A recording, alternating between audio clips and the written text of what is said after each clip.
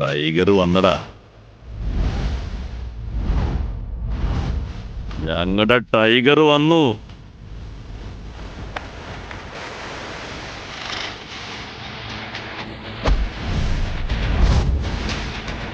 എടാ, എല്ലാവരുടെയും വീട്ടിൽ ഫുഡ് ഡെലിവറി ചെയ്യാൻ പോകുന്ന ഡെലിവറി ബോയ് അല്ല ഇവൻ. 5 സെക്കൻഡിൽ സ്വർഗം ഡെലിവറി ചെയ്യുന്ന ഡോണാടാ, ഡോൺ. ഇത്രയും നാളും ഇവൻ വെറും ഡെലിവറി ബോയ് ആന്ന് കരുതിയല്ലേ? ഞങ്ങളുടെ മുഴുവൻ സാമ്രാജ്യത്തിന്റെയും തലവനാടാ, തലവൻ.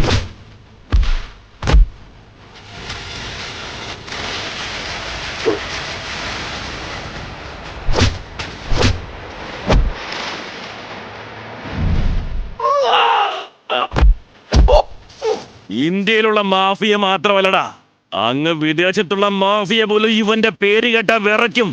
ഇവൻ ടൈഗറാടാ, ടൈഗർ.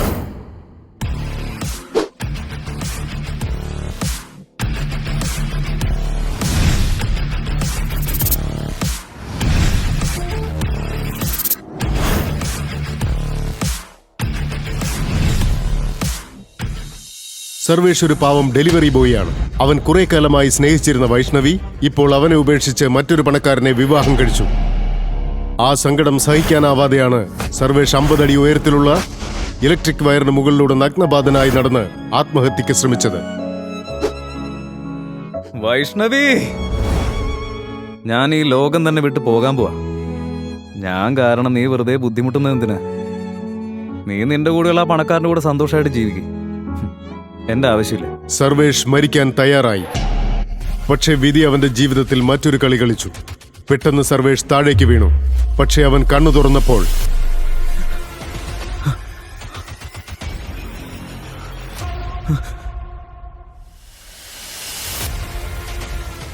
ഞാനെങ്ങനെ ഈ പെണ്ണിന്റെ കൂടെ? അയ്യോ ദൈവമേ, ഇവിടെ എങ്ങനെ എത്തിയേ? അതെ, സർവേഷ് വീണത് അതിസുന്ദരിയും കോടീശ്വരിയുമായ വേദികയുടെ മുറിയിലായിരുന്നു. കാണാൻ നല്ല ഭംഗിയുള്ളവളായിരുന്നു അവൾ. അവൾ പെട്ടെന്ന് കണ്ണു തുറന്നതും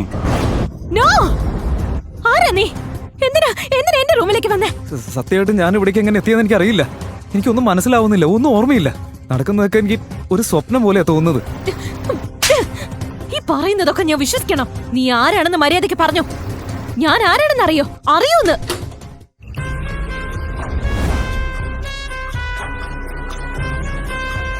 ഓ മൈ ഗോഡ്, എന്താ നിങ്ങൾ തമ്മിൽ പരിപാടി പെങ്ങളെ? ഇവനെന്താ നിന്റെ ബെഡ്റൂമില്? നൈറ്റ് മുഴുവൻ അടിച്ച് പൊളിക്കായിരുന്നല്ലേ? ധീരജ്, സത്യം പറ, ഇവിടെ എന്താ നടക്കുന്നത്? ഇവിടെ എന്താ സംഭവിക്കുന്നത് നീ എന്നോട് ചോദിച്ചാൽ എങ്ങനെയാ? ഈ ഡെലിവറി ബോയ് നിന്റെ ബെഡ്റൂമിൽ എങ്ങനെ വന്നു എന്ന് നീയല്ലേ പറയണ്ടേ? ഇത് നോക്ക്, സത്യമായിട്ടും ഇവിടെ ഞാൻ എങ്ങനെ എത്തി, എന്താ നടന്നെന്ന് ഓർമ്മയില്ല. ഞാൻ ഇന്നലെ രാത്രി ടെറസിലായിരുന്നു ഓർമ്മയുണ്ട്. മിണ്ടി പോകരുത്. പോലീസ് ഒന്നും ഇങ്ങോട്ട് വന്നോട്ടെ, അപ്പൊ സത്യങ്ങളൊക്കെ താനെ പുറത്തു വന്നോളൂ. അയ്യോ വേണ്ട പെങ്ങളെ, പോലീസ് ഒന്നും വേണ്ട. നമ്മുടെ കുടുംബത്തിനൊരു മാനവും മര്യാദയുണ്ട്, അത് മറക്കരുത്. നമ്മുടെ കുടുംബത്തിലെ തീരുമാനങ്ങളൊക്കെ എടുക്കുന്ന ഒരേ ഒരാളല്ലേ, ദ ഗ്രേറ്റ് കിങ് അധിയമാൻ സാർ. നമുക്ക് അദ്ദേഹത്തോട് ഈ കാര്യം പറയാം, അതായത് നമ്മുടെ മുത്തശ്ശനോട്. മുത്തശ്ശന്റെ പേര് കേട്ട ഉടൻ തന്നെ വേദിക പേടിച്ച് വിറച്ചുപോയി.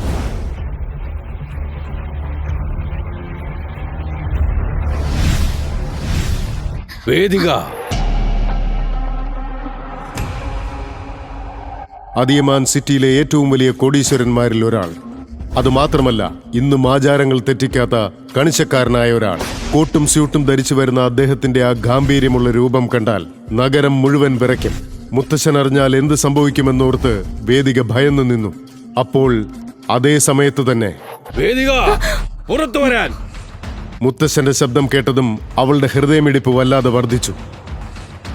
മുത്തശ്ശൻ. ഈ സംഭവം നടന്ന് മിനിറ്റുകൾക്കുള്ളിൽ തന്നെ എങ്ങനെ മുത്തശ്ശൻ അറിഞ്ഞു എന്നോർത്ത് വേദിക ചിന്താധീനയായി.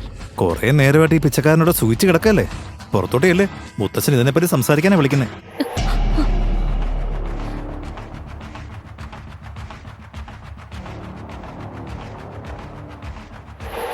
അല്ലനിയ, നീ ഇതെങ്ങോട്ടാടാ പോന്നേ? ഇവിടെ നിക്കേ. പോയിട്ടുള്ള ഒരുത്തി അവക്കാദ്യം കിട്ടട്ടെ, അത് കഴിഞ്ഞിട്ട് നിനക്ക് വേണ്ടത് ഞങ്ങൾ തന്നോളാം. എവിടുന്നോ വലിഞ്ഞേറി വന്ന നീ എന്തോരം പ്രശ്നങ്ങളാ ഉണ്ടാക്കിയേ. ഇനി എന്റെ പെങ്ങളെ ഈ പ്രശ്നത്തിൽ നിന്നൊക്കെ ആരെ രക്ഷിക്കാന്ന് പറയേ? എടാ, ഒരു സാധാരണ ഡെലിവറി ബോയ്, എന്നിട്ട് നീ ഒപ്പിച്ചു വെച്ച കാര്യങ്ങൾ കണ്ടില്ലേ?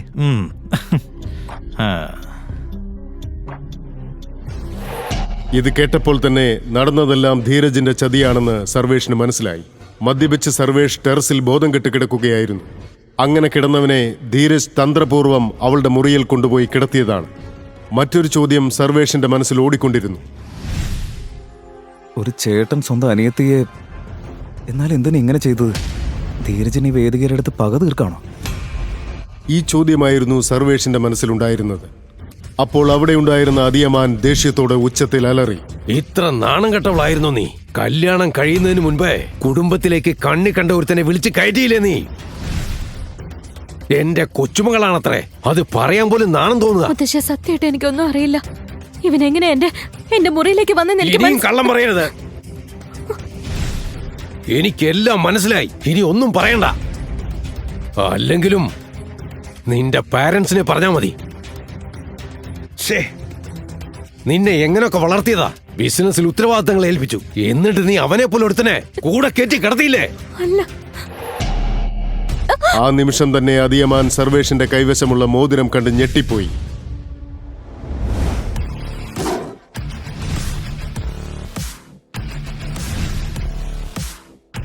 നിങ്ങൾക്ക് ഒരു നാണമില്ലേ? ഏതെങ്കിലും മുത്തശ്ശൻ സ്വന്തം കൊച്ചുമകൾ ഇങ്ങനെ തല്ലോ? എന്നാലും ഇത്രയും തരം താഴ്ന്നവരാണോ നിങ്ങളൊക്കെ? കുറച്ചെങ്കിലും മാന്യമായിട്ട് പെരുമാറിക്കൂടെ? ആ മുറിയിലുണ്ടായിരുന്ന എല്ലാവരും തന്നെ സ്തംഭിച്ചു നിന്നുപോയി. ഇതുവരെ അതിയമാനോട് ഇങ്ങനെ ആരും സംസാരിച്ചിട്ടില്ല. പക്ഷെ ഒരു സാധാരണ ഡെലിവറി ബോയ് നഗരത്തിലെ ഏറ്റവും വലിയ കോടീശ്വരനെ എതിർത്ത് സംസാരിക്കുന്നു. എന്ത് ധൈര്യത്തിലാടാ നീ എന്റെ മുത്തശ്ശനെ എതിർത്ത് സംസാരിച്ചത്? ഇന്ന് എന്റെ കൈകൊണ്ട് നീ തീരുടാ. ധീരജ്, അവനെ വിട്ടേക്ക്. ധീരജ് തന്റെ മുത്തശ്ശൻ പറയുന്നത് കേട്ട് സ്തബ്ധനായിപ്പോയി. അദ്ദേഹത്തിന്റെ വാക്കുകൾ കേട്ട് അവൻ നിശബ്ദനായി നിന്നു. അതിയമാൻ സർവേഷിന്റെ തല മുതൽ കാലുവരെ അടിമുടി ഒന്ന് നോക്കിയ ശേഷം വേദികയോട് പറഞ്ഞു. വേദിക, ഈ നിൽക്കുന്നവൻ ആരായാലും ശരി, ഇവനെ തന്നെ വേണം നീ ഇനി കല്യാണം കഴിക്കാൻ. ഇല്ല, ഒരിക്കലും ഇല്ല. എനിക്ക് ഇവൻ ആരാണെന്ന് പോലും അറിയില്ല. പിന്നെ ഞാൻ എങ്ങനെ ഇവനെ കല്യാണം കഴിക്കും? വേദിക, ഈ അഭിനയമൊന്നും മതിയാക്ക്. ഈ അതിയമാൻ ആരാണെന്ന് നിനക്ക് ശരിക്കും അറിയാലോ. ഇനി നീ ഇവനെ തന്നെ കല്യാണം കഴിക്കും, അതും ഇന്ന് തന്നെ. പ്ലീസ് മുത്തശ്ശ, എന്തൊക്കെ സംഭവിച്ചാലും ഞാൻ ഇവനെ ഒരിക്കലും കല്യാണം കഴിക്കില്ല.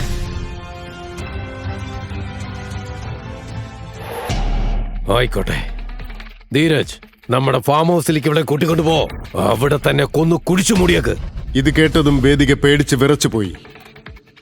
കാരണം അതിയമാൻ എന്തെങ്കിലും പറഞ്ഞാൽ അയാൾ അതുപോലെ തന്നെ ചെയ്യുന്ന വ്യക്തിയാണ്.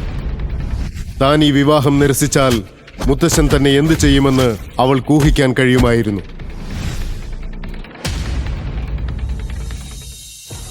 വേദിക ഒന്നും സംസാരിക്കാൻ കഴിയാത്ത അവസ്ഥയിലായി. സർവേഷ് ഈ വിവാഹം നിരസിച്ചാൽ അത് വേദികയുടെ ജീവിതത്തെ ബാധിക്കുമെന്ന് അവൻ തിരിച്ചറിഞ്ഞു. അതുകൊണ്ട് സർവേഷ് ഒന്നും പറയാതെ മണ്ഡപത്തിലിരുന്ന വേദികയുടെ അടുത്ത് പോയിരുന്നു. അടുത്ത 1 മണിക്കൂറിനുള്ളിൽ തന്നെ അവരുടെ വിവാഹത്തിന്റെ ചടങ്ങുകളെല്ലാം പൂർത്തിയായി. വിവാഹം കഴിഞ്ഞ അന്ന് രാത്രി വേദിക അവനോട് ചോദിച്ചു. നിന്റെ പേരെന്താന്ന് പറ. സർവേഷ് പട്ടേൽ. പക്ഷെ എന്റെ അച്ഛൻ എന്നെ സ്നേഹത്തോടെ വിളിക്കും. ആരെന്ത് വേണമെങ്കിലും വിളിച്ചോട്ടെ, അതൊന്നും അറിയേണ്ട ആവശ്യം എനിക്കില്ല. പിന്നെ ഞാൻ പറയുന്ന ഒരു കാര്യം എപ്പോഴും ഓർമ്മ വേണം. ഈ നടന്നതൊരു കല്യാണമല്ല, നിർബന്ധിച്ച് ചെയ്യിച്ചതാ. നാട്ടുകാരുടെ മുന്നിൽ ഒരു പക്ഷേ നമ്മൾ ഭാര്യയും ഭർത്താവും ആയിരിക്കും. പക്ഷെ എന്നെ സംബന്ധിച്ച് നമ്മൾ രണ്ടുപേർക്കും ഇടയിൽ ഒരു തരത്തിലുള്ള ബന്ധവും ഉണ്ടാവില്ല. തന്നെ പോലൊരു ഡെലിവറി ബോയിയെ ഇത്രയും വലിയൊരു കുടുംബത്തിലെ പെൺകുട്ടി ഭർത്താവായി അംഗീകരിക്കില്ല എന്ന് സർവേഷിനും അറിയാമായിരുന്നു. ഇത്രയും വ്യത്യസ്തരായ 2 പേരെ ദൈവം ഒന്നിപ്പിച്ചു എങ്കിൽ അതിന് പിന്നിൽ വ്യക്തമായ ഒരു കാരണമുണ്ടാവും. ഇന്ന് എന്റെ സുഹൃത്ത് വിക്രത്തിന്റെ ബർത്ത്ഡേ പാർട്ടി നടക്കുകയാണ്. വേദിക, ഇന്ന് ആ പാർട്ടിക്ക് നിർബന്ധമായും നീ നിന്റെ ഭർത്താവിനെയും കൂട്ടി പോണം. വേദികയ്ക്ക് സർവേഷിനൊപ്പം പാർട്ടിക്ക് പോകാൻ ഒട്ടും താല്പര്യമില്ലായിരുന്നു. എങ്കിലും മുത്തശ്ശനെ എതിർക്കാൻ കഴിയാതെ അവൾ നിശബ്ദയായി നിന്നു. നിർബന്ധത്തിന് വഴങ്ങി വേദിക സർവേഷിനെ പാർട്ടിക്ക് കൊണ്ടുപോയി. അവിടെ കണ്ട കാഴ്ചകളെല്ലാം അക്ഷരാർത്ഥത്തിൽ സർവേഷിനെ ഞെട്ടിക്കുന്നതായിരുന്നു.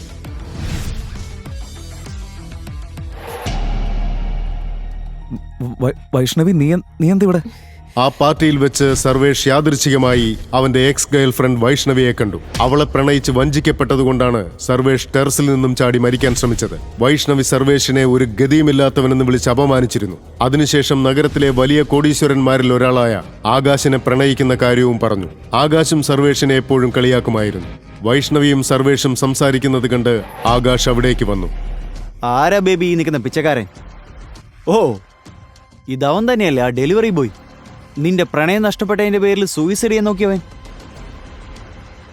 അതെ ബേബി, ഈ നിൽക്കുന്നവൻ തന്നെയാണ് ആ മണ്ടൻ കാമുകൻ. എന്തെങ്കിലും ഡെലിവറി ചെയ്തിട്ട് പോകാൻ വന്നതായിരിക്കും അല്ലേ? ആ സമയത്ത് തന്നെ അവിടേക്ക് ധീരജ് വന്നു. അവൻ ഈ നിമിഷത്തിന് വേണ്ടിയാണ് കാത്തിരുന്നത്. അല്ല, നിനക്കെന്താ ഇവിടെ പരിപാടി? ഇനി പിസ്സ ഇത് ഡെലിവറി ചെയ്യാമെന്നാ? എടാ, നിന്നെ കണ്ടാൽ തന്നെ ഏത് കൊച്ചു കുഞ്ഞിനും മനസ്സിലാവും നീ ഒരു പിച്ചക്കാരനാണെന്ന്. എന്തൊരു ജീവിതം! ഡെലിവറി ബോയ് ആയിട്ട് അറിയിക്കുക. ഛേ ഛേ ഛേ ഛേ. ധീരജ്, ഒരാവശ്യമില്ലാതെ ഈ പിച്ചക്കാരനൊക്കെ വില കൊടുക്കുന്ന എന്തിനാ?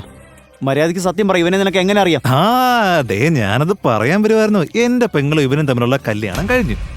എന്റെ പെങ്ങളിലെ കൺകണ്ട ദൈവമല്ലേ ഇവൻ. Meet my sister's husband guys. സ്നേഹനിധിയായ ഭർത്താവ്. ഇത് കേട്ടതും പാർട്ടിയിലുണ്ടായിരുന്ന എല്ലാവരും ഞെട്ടിപ്പോയി. വേദികയുടെ ബിസിനസ് പാർട്ണറും അവളുടെ സുഹൃത്തുമായ കിഷോർ അപ്പോൾ അവിടേക്ക് വന്നു. വേദിക, നീ എന്തായി ചെയ്തേ? ഞാനെന്താ ഹാൻഡ്സോ അല്ലേ, റിച്ച് അല്ലേ? എന്നിട്ട് നീ കാണിച്ചതോ ഒരു പിച്ചക്കാരന് കഴുത്ത് നീട്ടി കൊടുത്തേക്കുന്നു.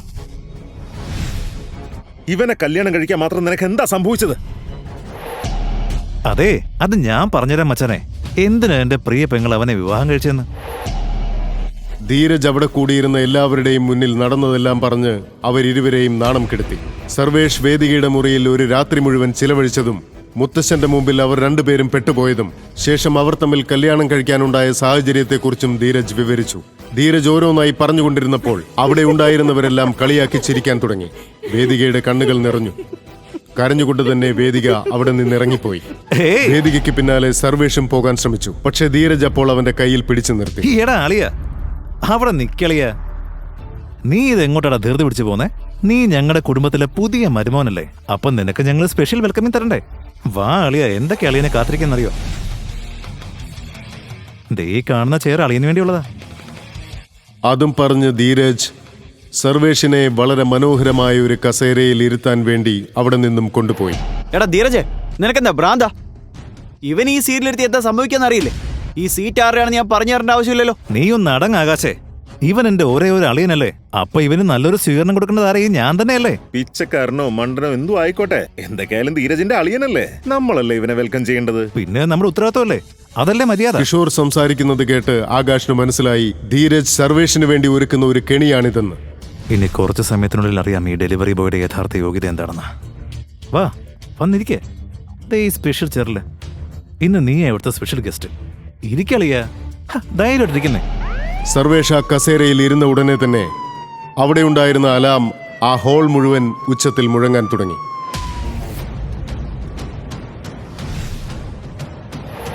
ഇവിടെ എന്താ സംഭവിക്കുന്നത്? നീ എന്തായി കാണിച്ചേ? മാഫിയ കിങ്ങിന്റെ ചെയറിലാണോ നീ പോയിരുന്നേ? നീ തീർന്നടാ, നീ തീർന്നു. ആ വില കൂടിയ കസേര മാഫിയ സംഘത്തലവനായ വിക്രമിന്റേതായിരുന്നു. ആ കസേരയിൽ വിക്രമല്ലാതെ മറ്റാരും ഇരിക്കാൻ ധൈര്യപ്പെടാറില്ല. ഏത് വിവരമില്ലാത്തവനാടാ ഇത്?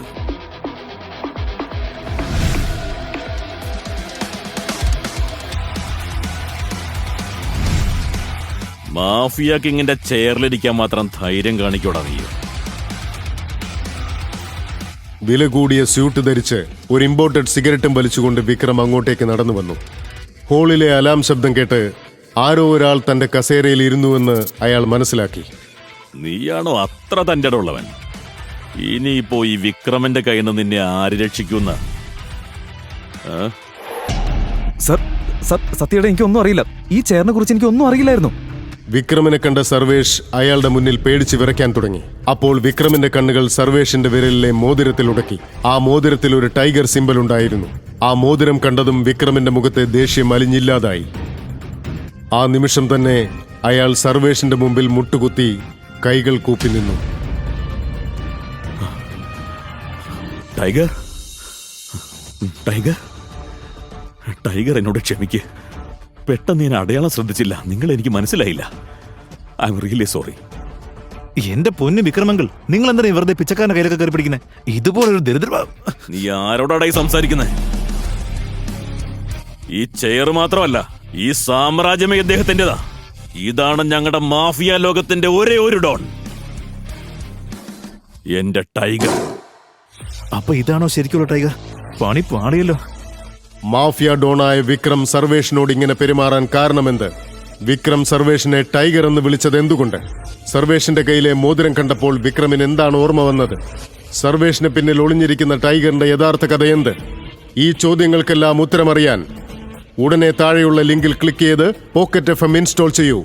ടൈഗർ റിട്ടേൺസ് എന്ന കഥ സൗജന്യമായി കേൾക്കൂ.